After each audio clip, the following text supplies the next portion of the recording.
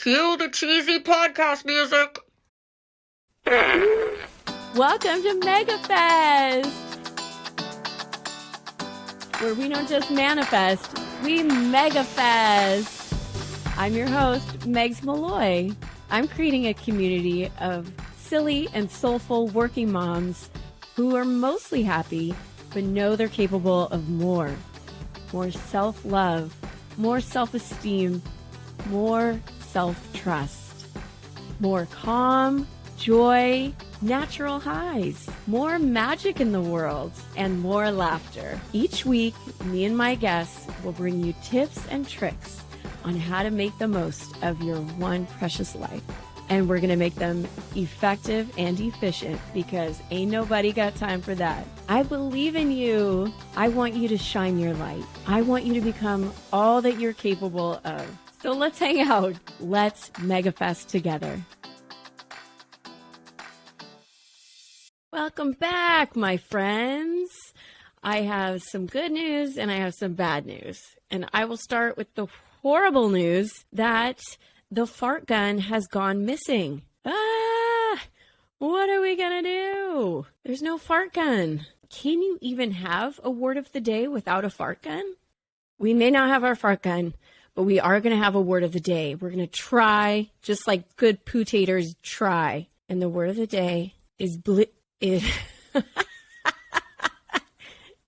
is bibliophile.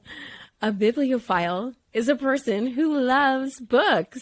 And that leads me to today's theme, which is a summary of all the books that I read last year. That's right. Megs Malloy is a bibliophile. I don't actually read books because it's something with, I think, like the way that my eyes focus and my brain focuses. I just cannot sit down and read a book. But if you have me listen to a book, I will get through that book so fast and find the time to finish it. This is the secret of a busy woman. You have to make the best use of your time in the car while you're doing your chores, like folding laundry or maybe even working out. You can always be learning. That is a habit that I took up when I was in my early 20s even. I think I was at a seminar called Success, whatever year it was, 1998, I think. It could have been Zig Ziglar, could have been Brian Tracy,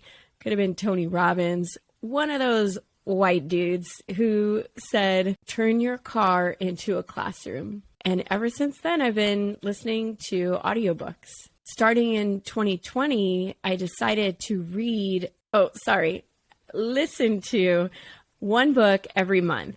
I was looking to learn, but I was also just looking to create self-trust. I wanted an easy and fun hobby and habit that I could create for myself. And man, I learned so much in 2020 from reading those 12 books. Okay, I'm going to say reading, but let's just know that I'm saying listening. Okay. And then I did it again in 2021. And today on episode 16, I'm going to talk about the books I read in 2022. And maybe if I give you a quick summary of each of the books, you take a nugget and you don't need to read it, or you find it interesting and you want to go get yourself an Audible account and start listening today. I want to know which ones are going to pique your interest. Alrighty. So I started out 2022 with a huge drive to conquer my money mindset. So naturally, I started off in January with Think and Grow Rich, the classic personal development book by Napoleon Hill that was written almost 100 years ago. Because it was written 100 years ago, there's not a lot of diversity in the stories. A lot of the stories are about, rich white dudes. But there was one anecdote that really stuck with me. It was about a guy who bought some land because he heard that there was like some gold in the land, and he dug, didn't find the gold, and just threw in the towel and sold his land to somebody else. Now, this somebody else had a little bit more stick-to-itiveness and maybe faith in their ability to come up with different solutions. And they found the gold. So he was just a few feet away from finding the gold. The original guy was only a few feet away from finding the gold. And that totally stuck with me because it's all about stick-to-itiveness. Just right when you think it's the darkest, it's always darkest before the dawn. And just stick with it. Figure out another solution if it's not working. Oh, and also Napoleon Hill introduced this idea of having a boardroom in your head, which probably was like wild in 1937, that he's talking about, oh yeah, just create a boardroom in your head and you can invite whoever you want, the greatest thinkers of your time and problem solvers, and just, kind of get into a meditative state and just ask them the questions that you want the answers to. It's like, some people might think that guy's cuckoo, but sometimes it's these like random tricks like that where you let yourself open up to a higher knowing. That's when you get the answers. So to anybody who thinks that that is crazy, I would say you are crazy not to listen to that. And anybody can do it. You don't need to be in business. You don't need to be trying to get rich. You can put anybody in your boardroom you want. You put Oprah, you can put Beyonce, you can put, who would you put in your boardroom? I definitely love Eleanor Roosevelt. I think she's such a wise woman. I love Mother Teresa. I mean, I love the idea of Mother Teresa. She's got such great forgiveness. Like, I would definitely have her in my boardroom because, as we know, forgiveness and gratitude are the king and the queen of the soul. And you definitely need a good grasp on forgiveness if you're going to live your life with any sort of peace. That's what I think. Okay, that was a short book. Right after that, I went straight into another money mindset or like sales mindset book, which was The Art of Closing the Sale by Brian Tracy. So it came up with my business coach, Jo Ingram, who has been on the show, very wise woman. Go back and listen to her episode. It came up that I was having some resistance around selling and making offers. She suggested that I read a sales book. And when I had first started my sales career back in my late 20s, early 30s, I was all about the sales books. And I had picked up The Psychology of Sales by Brian Tracy and loved it. It helped me so much. So I thought, well, this is kind of like the next step in the Brian Tracy series, so I'll go for this one. But, oh my God. Can I just tell you, I was listening to that book, folding laundry, and started to feel ill. Like, I seriously thought I was coming down with the flu all of a sudden while I was listening to that book, because it was uncovering so many unhealed wounds from my past sales career, which, I'm not knocking the book. It was a great thing that I discovered these unhealed wounds, because then I could heal them. After that, I just was like, okay, enough with the money and the sales. Let me go back to what I love, which is like mindset and knowing yourself and living your best life. So I picked up Mastery of Self by Don Miguel Ruiz Jr. And I think it was his father who wrote the 4 Agreements, which is, of course, super well-known self-discovery book. Mastery of Self takes its main teachings from the Toltec philosophy, which is a society of people who wanted to learn the art of living in like 1000 AD in Mexico. They're all about living with authenticity. So he goes into this analogy of like the dream of the planet and your own personal dream. And that's a little bit too much to get into right now. But I will say my biggest takeaway was this idea of domestication, where we are holding on to all the stories, sometimes the lies, the roles that our family, society has taught us in our childhood, and we are living our life according to this domestication. And it doesn't need to be like that. You can take an inventory of what things you are living by your domestication and decide, do I really believe that? Do I want to believe that? Is that serving me? Can I think of something else? It's all about the story that we're telling ourselves, right? Because based on our childhood. Don Miguel Ruiz Jr. was saying that if you didn't live up to these domestications, there was conditional love. So if you weren't living up to it, people would take their love away. Oh, well, you don't fit into my box that I'm putting you in. So the only answer to live with authenticity is unconditional love for yourself and for others. I absolutely love this book. Enough said. Then I read another one by Don Miguel Ruiz Jr. called Beyond Fear. Not a big fan. Then I listened to Erroneous by Wayne Dyer because, hey, anything by Wayne Dyer is going to be, but it's okay. I also listened to Change Your Thoughts, Change Your Life by Wayne Dyer.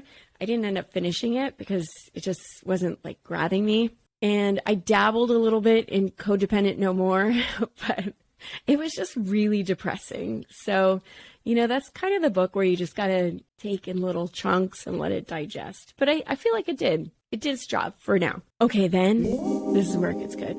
I listened to my first Brene Brown book, Daring Greatly. Now, if you don't know Brene Brown, she is a shame researcher, which never occurred to me that somebody would want to research that. What a gift to the world to bring light to this horrible feeling. So shame is a painful feeling of humiliation or distress caused by the consciousness of wrong or foolish behavior. Damn. And they say that shame is like the most damaging human emotion that we can experience. So yeah, let's do some research on shame, okay? And find out, how do we not feel shame? And really, what Brene Brown talks about is she wants us to live wholehearted and meaningful lives. Another way of saying, realize your popularity. So like any good bibliophile, I have my notes right here. So I'm going to kind of read from my notes. So if you want to learn shame resilience, there's 4 steps, okay? So it's number 1, understand our triggers. And that just is like personal development 101, awareness, right? We need to be aware that we are being triggered and name it. It's like, oh, I feel shame right now. Step 2, take stock of what external factors are causing that shame. Step 3, receive and offer empathy. So you got to get vulnerable. You got to say, well, I feel for you that you are having to throw shame on me or whatever it is. And then 4, let's talk about it. Holding shame inside only makes it grow bigger. And I don't know for sure, but I'm pretty sure that kind of shame feeling, if it festers inside of you, it can really cause stress, dis-ease, and ultimately, when we hold emotions in our body, we're going to damage our body. So don't do that. Okay. After that, I listened to 6 Weeks to Happy by Zahra Karsan. And guess what? She is going to be on the show very soon. We will talk about that when she's on the show. Then I picked up, back to the business stuff, I picked up The Entrepreneur Roller Coaster by Darren Hardy. I had a manager at the cemetery who loved Darren Hardy. Oh, he loved him some Darren Hardy. And we would get quotes from his books and listen to his videos. And so I picked up this book, and it's a nice analogy of how entrepreneurship is like a roller coaster. And he does a really good job of kind of setting up all the little pieces. Like there's a height requirement. You got to put on your seatbelt. You got to fill up the seats. You got to, have some safety measures. Like he's got it all. It's very cute. Okay. So number 9. And if you're still with me, hold on to your head, because this one blew my mind.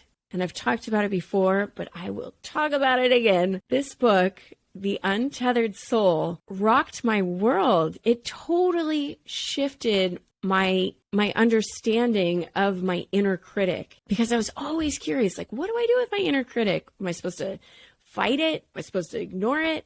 Am I supposed to talk to it? Like, what do you do with this inner critic? And The Untethered Soul breaks it down that your voice that's going on in your head, first of all, it's not you. You are your soul. You are the observer of what is happening in your human head. And the voice just goes and goes and goes because it's trying to interpret the world around you using your five senses and just continues to just talk. And it just goes like a machine, just keeps going.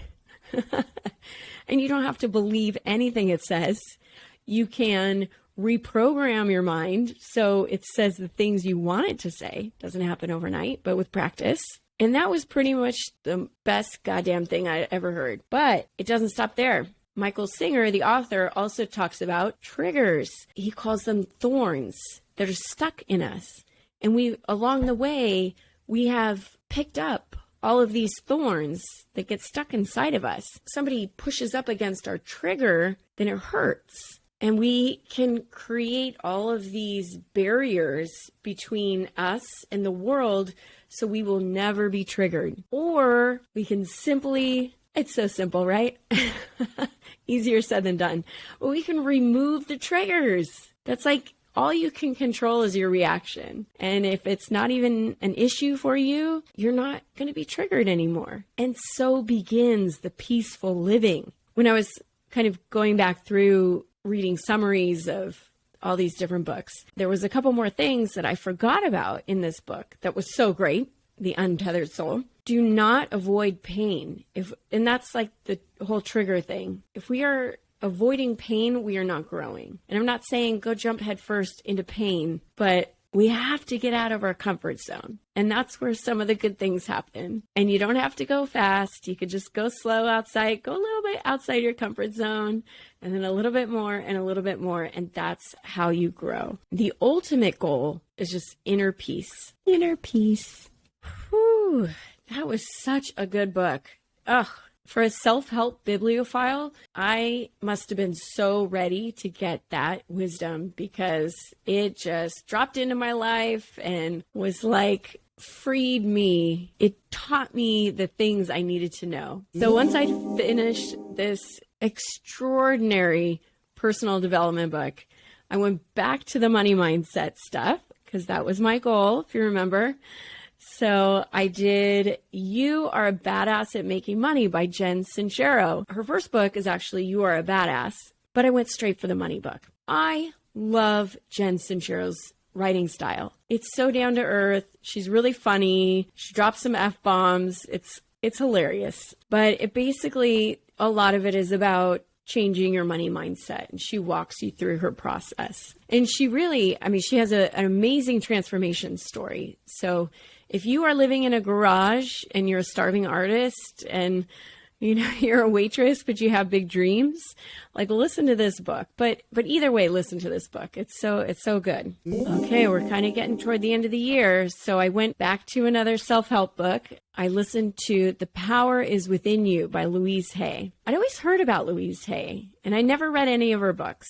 Right off the bat, I'll just tell you, I wasn't super fond of everything she said in the book. Like, I think it was written maybe back in the 90s, like early 90s. And she was talking about how AIDS was a disease of dis-ease, which kind of means that like you're not right with yourself. So you kind of get the disease. I didn't really agree with that. But although I do think there is something to dis-ease.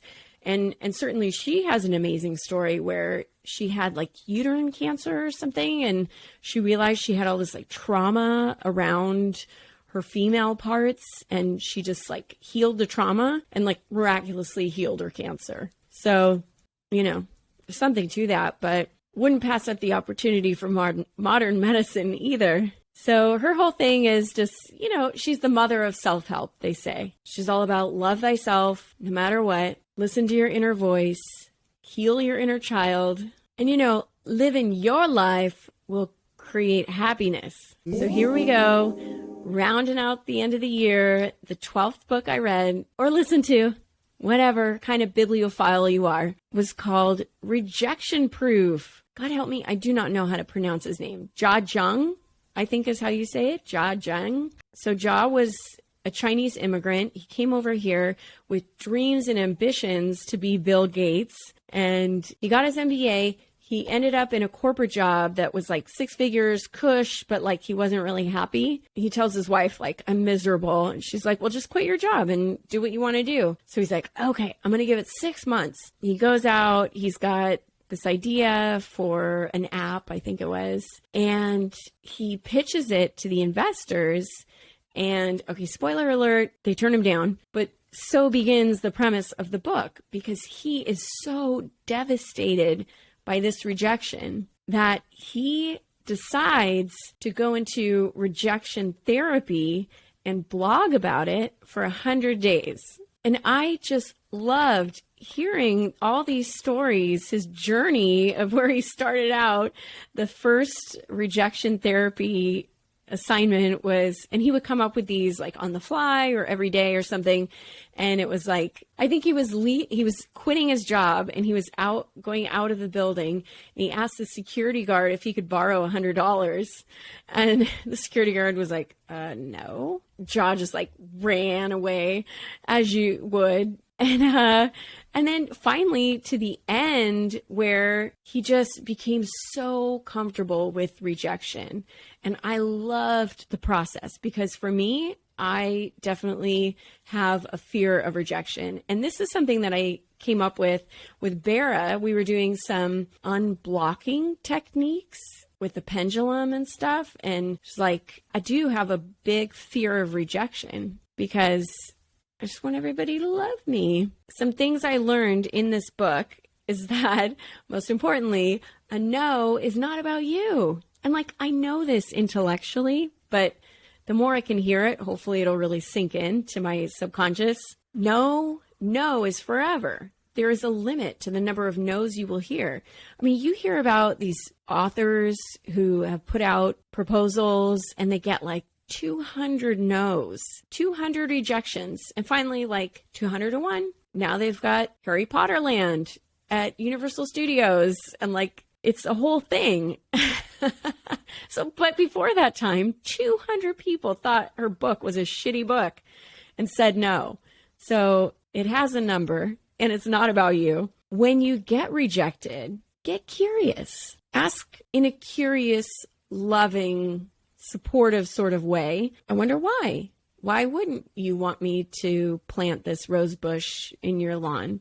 Don't run away. You know, you can kind of reverse a bit, but you don't need to totally be like a cockroach and run for the nearest crack in the wall. Use the rejection as an opportunity to collaborate.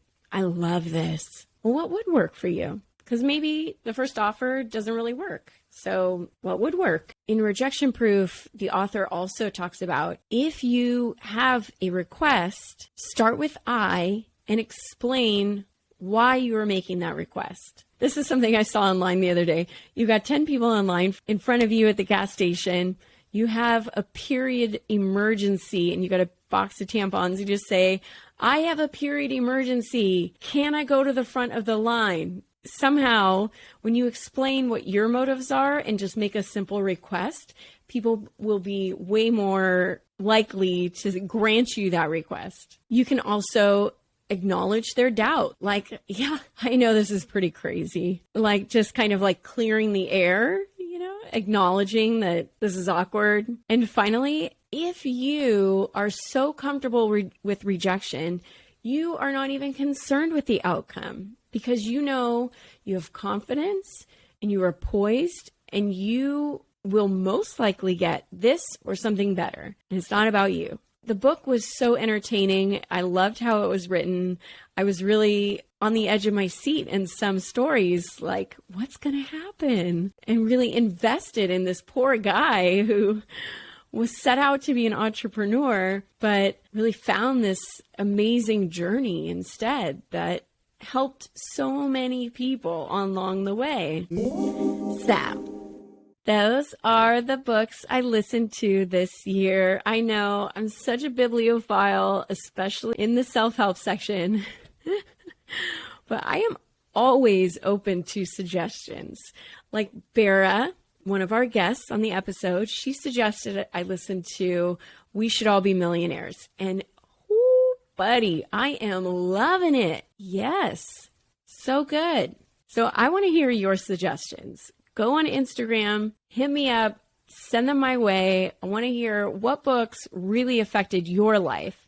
And you know what? I bet you I read about 50% of them, but we can have a conversation about it and say, oh my gosh, I love that one so much. So the things I want to leave you with today, I know you're busy. It's hard to sit down and read a book, but you can always find time to listen to a book or a podcast like this where you listen about books. That'll work too. Turn your car into a classroom and turn your chores into productive time. Whatever area of growth you're focusing on this year or this month, there is a book for it, or there's a website for it.